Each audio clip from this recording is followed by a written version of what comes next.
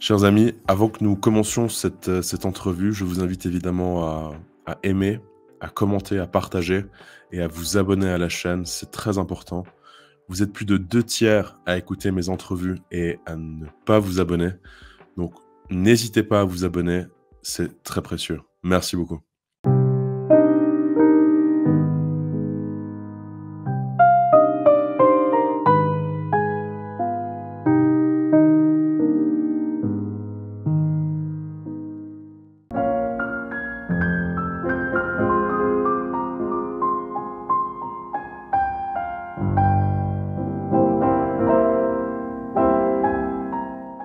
Bonjour à tous et bienvenue dans cette nouvelle entrevue. Nous sommes avec Lounès Darbois.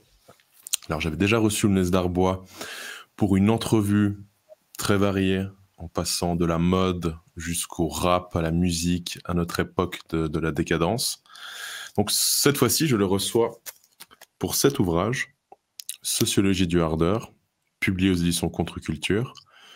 Donc c'est un ouvrage qui a malgré tout marqué et influencé positivement beaucoup de personnes pour arrêter, stopper la pornographie, le hard. Donc pour les personnes qui ne connaîtraient pas Lounès Darbois, donc là, comme je viens de le dire, il a écrit cet essai. Il est aussi présentateur d'une émission sur ERFM, Éloquence du vulgaire. Et nous allons aborder la pornographie d'un point de vue positif, n'est-ce pas? Parce que c'est un sujet qui touche beaucoup de personnes, qui est compliqué.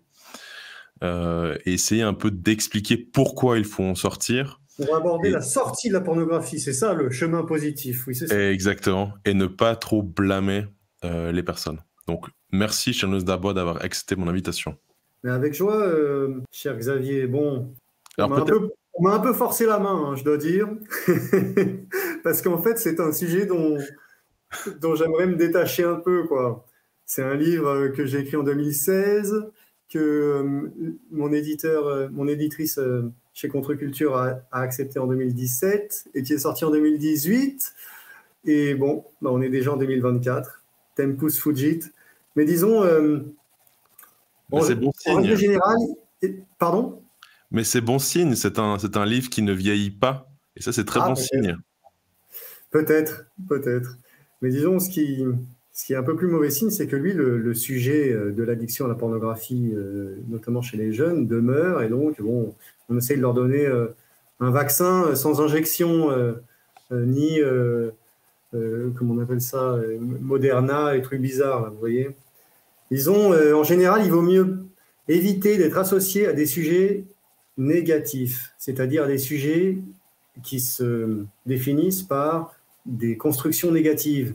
Et ça, c'est peut-être une erreur de débutant dans l'écriture, c'est de faire des choses pour résister à, pour être contre. Bon, mais ça, c'est mon erreur à moi, hein.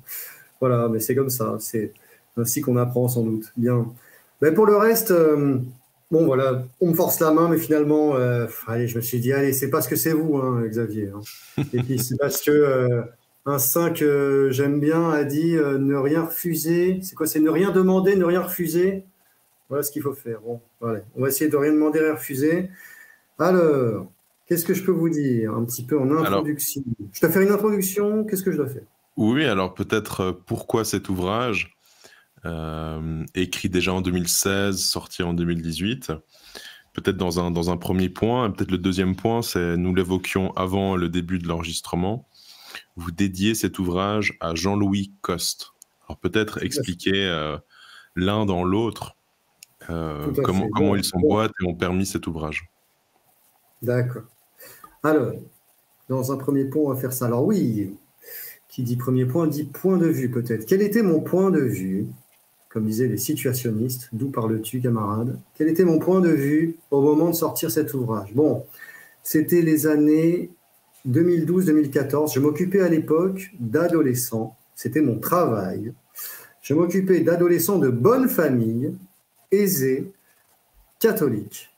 Or, j'ai été très étonné à cette occasion de constater que même dans ces classes sociales-là, les adolescents se jetaient sur le rap pour se divertir, et sur la pornographie. Et j'ai sauvé la mise de 3 ou 4 d'entre eux au cours de ces années, parce qu'ils avaient introduit des téléphones portables dans l'enceinte de là où ils étaient, ce qui était formellement interdit. Ils s'en étaient servis, et à des fins notamment de pornographie pour montrer ce qu'ils voyaient sur leur écran à leurs petits camarades. Et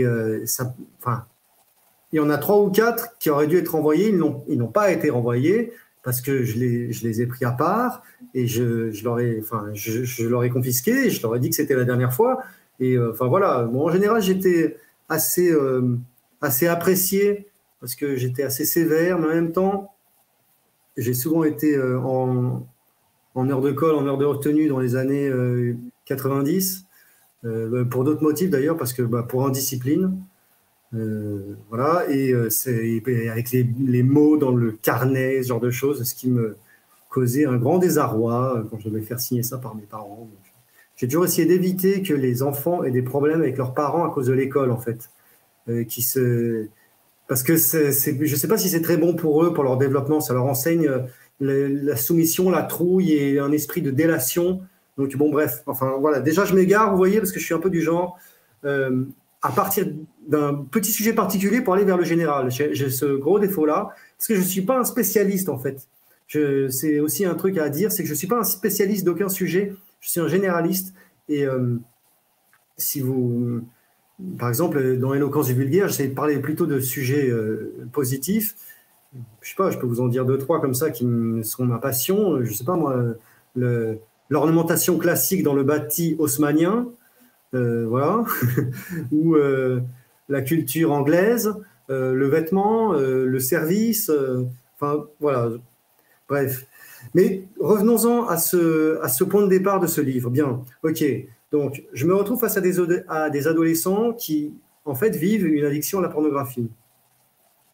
Moi, j'ai raccroché alors quelques wagons avec ce que j'avais connu dans les années 2000 à 2006, au moment où la pornographie, par le moyen du support DVD, venait de faire une espèce de saut qualitatif et avait recruté, en fait, toute l'industrie pornographique avait, dans ces années-là, réussi à recruter par grâce à la technologie du DVD, et donc qui permettait de vendre plus cher aux consommateurs des produits de films qui allaient se vendre 20 €, 30 €, c'était le prix des DVD à l'époque.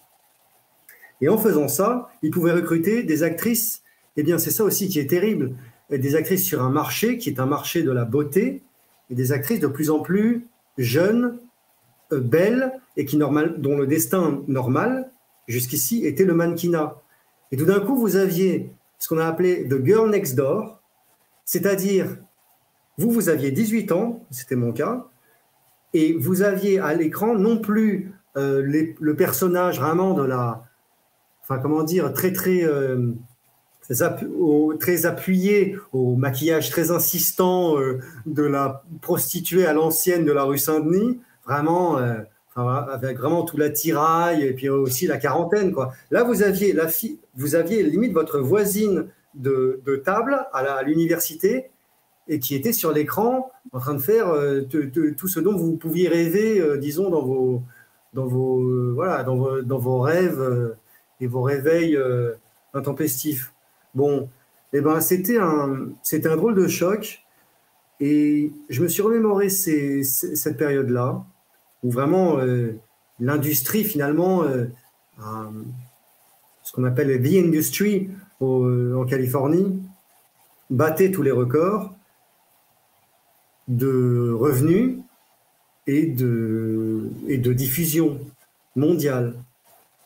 Avec voilà, donc, des jeunes femmes qui étaient peut-être sur le plan de la statuaire grecque, des quasi déesses physiques, quoi. Voilà. Et enfin, maintenant j'ai un problème pour parler de ce genre de sujet. Il y a un moment où l'Évangile dit que ces choses-là ne soient même pas nommées entre vous, ainsi qu'il convient à des saints. Bon. Alors, c'est une phrase qui me pose un petit problème, parce que moi, je veux lui obéir à cette phrase-là, Mais comment parler de ce sujet de la pornographie sans faire scandale au plan chrétien par rapport à cette recommandation de l'Évangile, mais aussi sans faire de bigoterie, sans faire comme si c'était pas si grave, sans faire comme si ça n'existait pas. C'est un sujet absolument, inévitable, surtout pour les plus jeunes.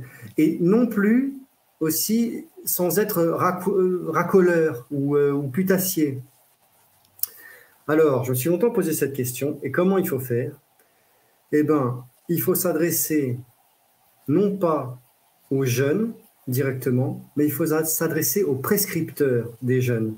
C'est-à-dire qu'en fait, dans l'idéal, ce livre est un livre pour des adultes avertis, peut-être des parents, pour pas qu'ils se fassent d'illusions sur ce que leurs enfants adolescents vont vivre, pour des gens qui s'occupent de jeunes, qui veulent leur bien, sincèrement. Donc on ne parlera pas ici de l'école publique, n'est-ce pas? Bon, vous voyez, ce serait des choses comme ça. C'est à ces gens-là que je m'adresse, principalement. Et même si l'industrie a beaucoup changé depuis les années concernées par ce livre, qui sont les années en fait 2000-2010, l'addiction, l'attraction que des adolescents auront sera toujours la même. Oui, alors, je me permets juste une modeste pub. Je ne voudrais surtout pas, évidemment, mettre en avant autre chose que votre ouvrage, mais je compte publier, donc quand la vidéo sortira, vous pourrez probablement précommander ou commander l'ouvrage que je réédite de l'abbé Charles Grimaud, qui s'appelle Futurs époux, et je me permets juste justement de rebondir sur ce que vous venez de dire chez Lounès Darbois, parce que je pense que là, c'est le rôle du père, donc le père biologique, n'est-ce pas, et du prêtre, n'est-ce pas, l'autre père, d'expliquer ce genre de sujet. Alors je vais juste citer un bref passage. L'erreur de ceux qui ont peur d'instruire. Oui, il faut informer le jeune homme des choses de la pureté d'une façon précise, détaillée et solidement appuyée sur les vrais principes de la morale chrétienne. Immédiatement, ici, on entend une objection que plus d'un père et d'une mère, lisant ce volume, lancent aussitôt. Y pensez-vous, instruire mon fils, lui mettre les points sur les i? Mais la décence, est-ce que pareil enseignement ne va pas le scandaliser? Ne vais-je pas attenter à l'innocence de cette petite âme naïve? Et si, connaissant les hontes de la vie, emporté par l'attrait du plaisir, insoupçonné jusqu'alors mais découvert à lui, par nous, il allait nous échapper. Alors je ne vais pas lire plus loin, je vous invite évidemment aussi à vous intéresser à cet ouvrage et à le précommander, mais là, il me semble, bon évidemment c'était écrit il y a 100 ans, donc la pornographie n'existait pas, mais on voit bien qu'il y a je dirais une permanence, si j'ose dire, des hommes vers l'impureté. Et là, on voit peut-être, je pense que là vous l'avez évidemment vu chez Lounès Darbois, c'est quelque chose aussi que moi j'ai relevé, de la question peut-être religieuse aussi que nous pouvons peut-être un peu aborder dans un deuxième temps, mais il semblerait que plus il y a de déchristianisation, plus il y a d'impureté. Ça, je pense que c'est une chose que vous relevez en tout cas dans votre ouvrage aussi.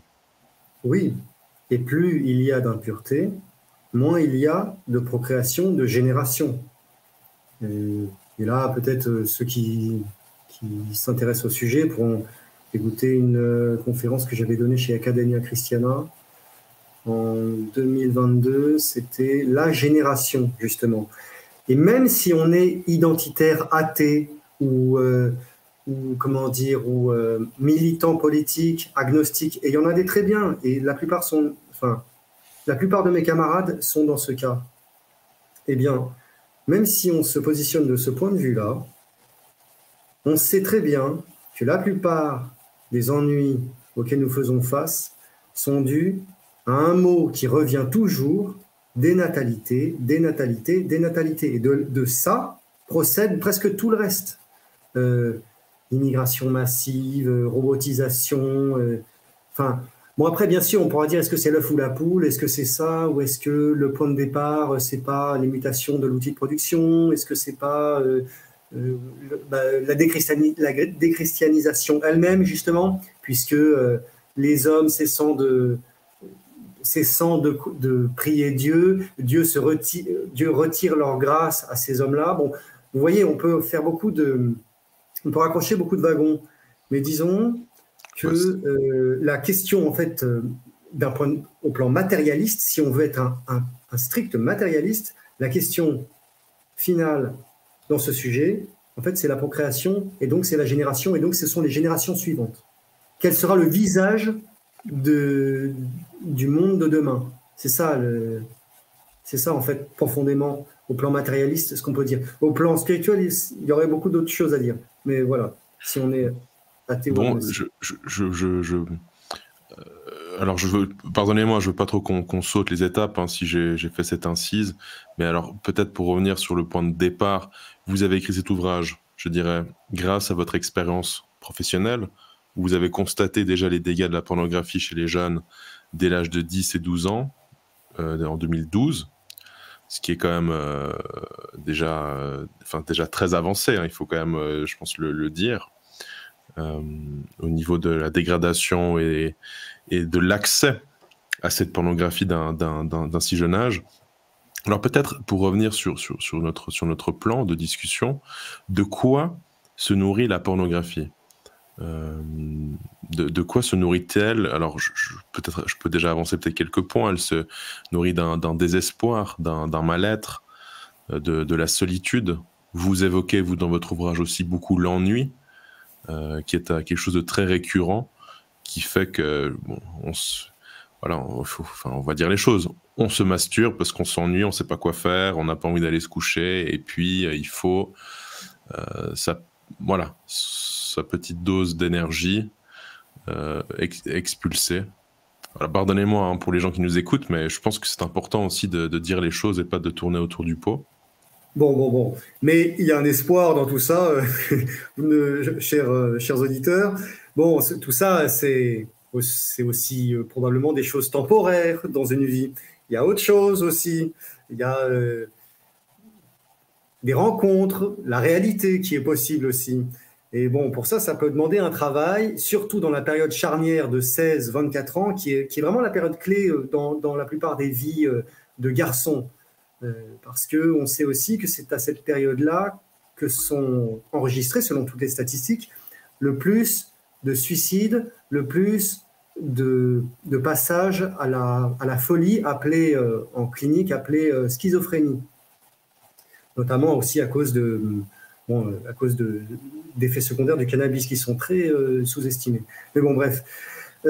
Disons, de quoi elle se nourrit? Je pense que vous l'avez dit, Xavier. La pornographie, elle se nourrit de quoi? Bon, on n'a pas inventé la poudre, on le sait très bien.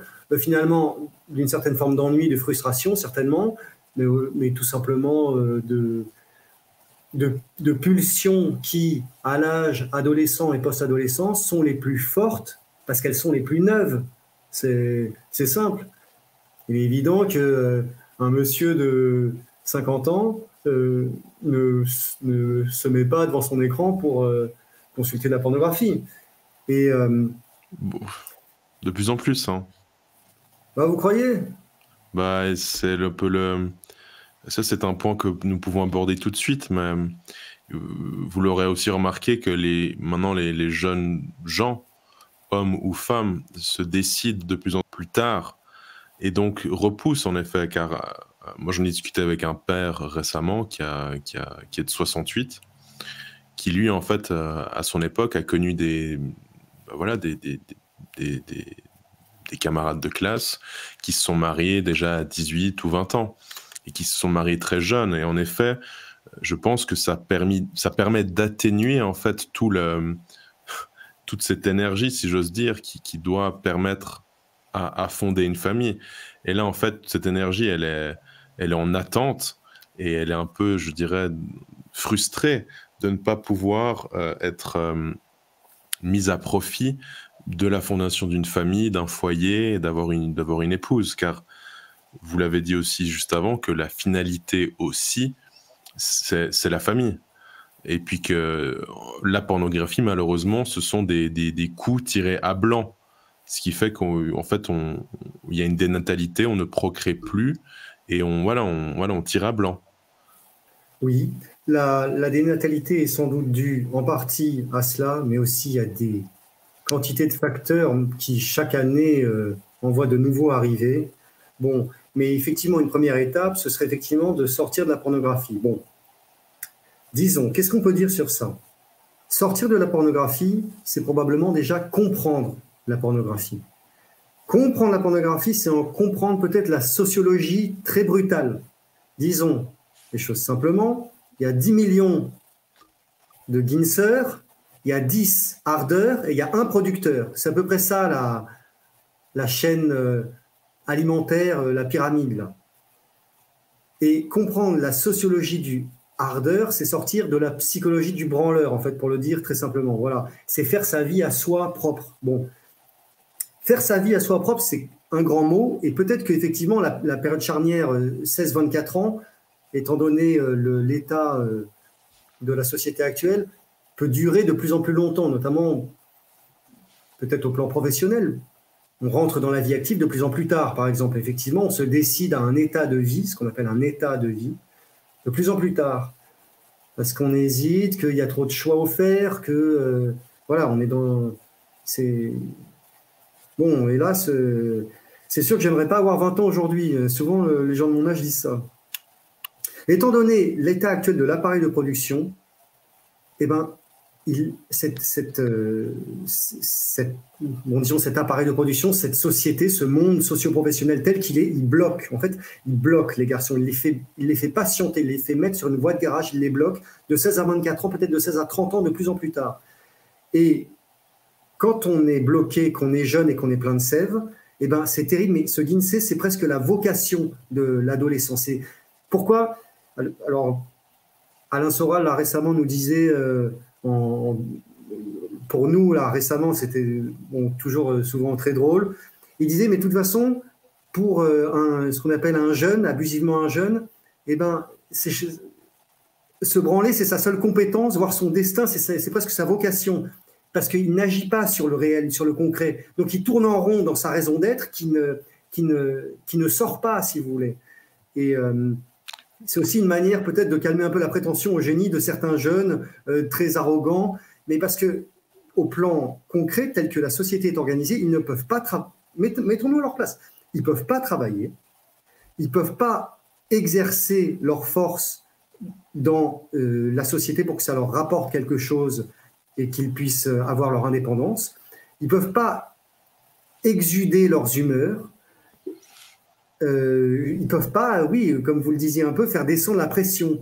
Et c'est presque exactement, enfin, c'est presque de la thermohydraulique, quoi, ou de la mécanique des fluides. Il y a une chaudière qui monte en température et il y a une soupape, ben, on ouvre la soupape et puis voilà, la pression redescend pour un temps. Et aussi prétentieux qu'un jeune puisse être, en réalité, au plan symbolique, ben, il est alité. Il est alité comme un patient en souffrance, occupé à se Ginsei peut-être 5 à 10 fois par jour, certaines années, allez savoir. Et là, je ne vais pas vous rappeler, vous savez, l'expression du sergent Hartman dans Full Metal Jacket. Vous voyez ce film de Stanley Kubrick, Xavier? Oui, oui. Bon, vous voyez, quand il s'adresse à ces jeunes recrues, au début, il leur dit je vous ai sélectionné pour rentrer dans ma chère unité, et gare à vous, parce qu'avec moi, ça va chauffer. Et vous prenez peut-être pour des lumières, mais pour moi, tant que vous n'êtes pas sorti d'ici, vous n'êtes rien de la chiasse du branlomane végétatif. Alors, une expression assez pimentée, là, assez amusante. Je ne sais pas qui a fait la traduction. Il faudrait voir comment c'était en langue originale. Je ne l'ai jamais écouté en bande originale, ce film. Mais enfin, c'est marrant, c'est assez célinien, la traduction.